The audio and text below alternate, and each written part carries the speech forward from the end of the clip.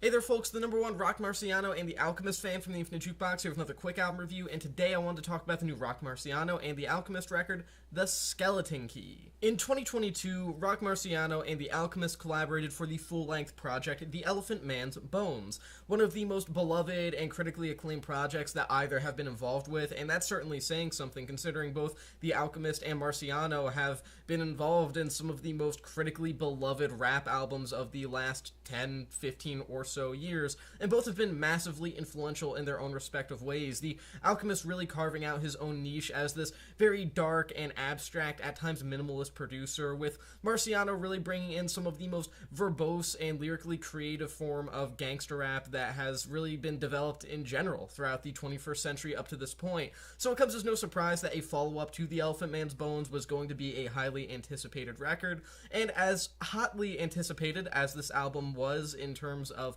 hype when it was initially released, it manages to mostly live up to its predecessor, delivering these same positive qualities and also some of the same flaws, with a couple new ones added to make this one ever so slightly weaker than The Elephant Man's Bones, but not by much, so I guess I can't really complain. To start off with the positives here, most of which will already be familiar to pre-established fans of both Marciano and The Alchemist, is that Marciano is still a phenomenal lyricist with a very direct and at times blunt flow that may not necessarily be for everybody, more so in the line of people who can appreciate an at times monotonous but nonetheless personality-filled MC. It manages to allow him to deliver some of his regularly creative takes on otherwise pretty run-of-the-mill themes and lyrical topics. I mean, Marciano is one of the most beloved lyricists in the entirety of underground rap and has been for a good decade and a half, 2 decades at this point, and it's not really that hard to see why. I mean, the guy is a brilliant songwriter, and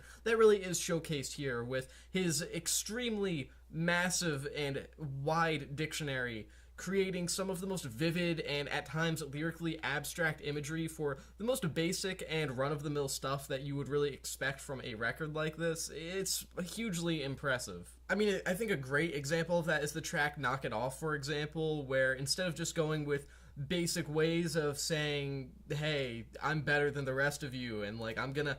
hurt you, Marciano says, Alexander McQueen, Minx for the Queen, rich cuisines linked to King's disease, can't just live to drink and eat with greed, the team agreed to keep the light green, till I put blood on your clean teat and then cut your cheek to the white meat, I'm too nice to critique, you should keep quiet like mice feet. Who thinks like this when they're trying to say something so normal? There's nothing about what he just said in terms of actual meaning that manages to convey anything absolutely mind-expanding or anything like that, but the way that Marciano words things in such a wildly creative and at times almost shockingly esoteric way is never short of impressive, and that remains true here just as it does on virtually every other album he's pretty much ever been involved with, including the aforementioned The Elephant Man's Bones. He's also great on there. The Alchemist is, of course, a fantastic producer as well. The beats on here aren't necessarily anything you wouldn't expect from him, but I don't think that's necessarily a bad thing when he's still just as solid as ever.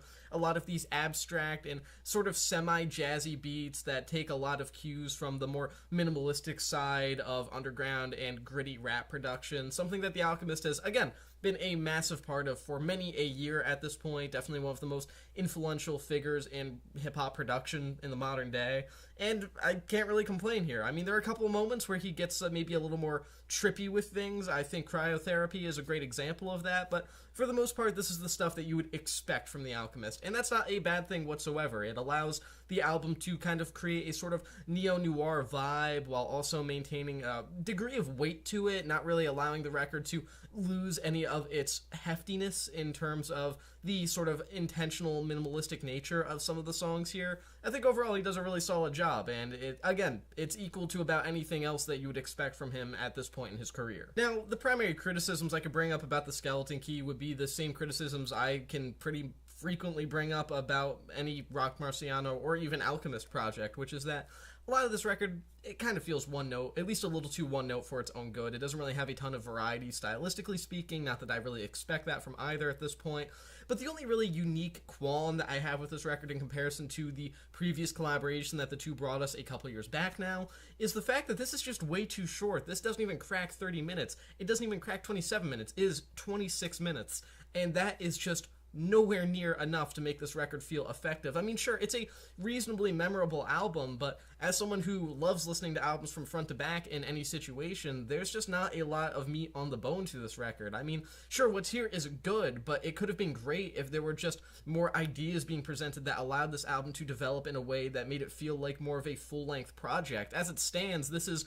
just a few minutes away from being kind of a glorified EP, and I don't necessarily mean that in a hugely derogatory way, but at the same time, there was an opportunity for this record to be just as interesting, just as dynamic as its predecessor in regards to how it developed over the course of its track list, and instead what we're left with is an album that isn't even half an hour long and doesn't really give itself enough time to develop in a way that's interesting. I mean, what's here is, again, very good, but the second that you get attached to it is the second that it starts to end. It's kind of a shame. As a whole, though, The Skeleton Key is basically what you would expect from Rock Marciano and The Alchemist at this point.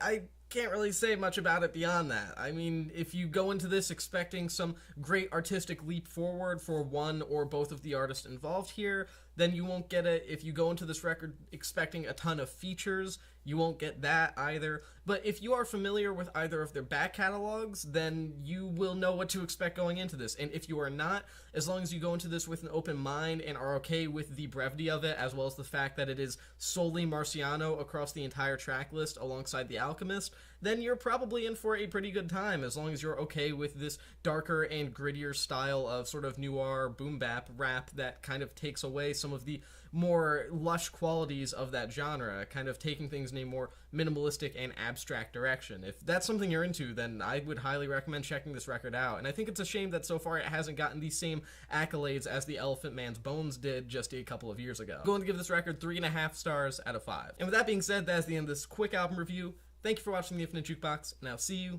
in the next one.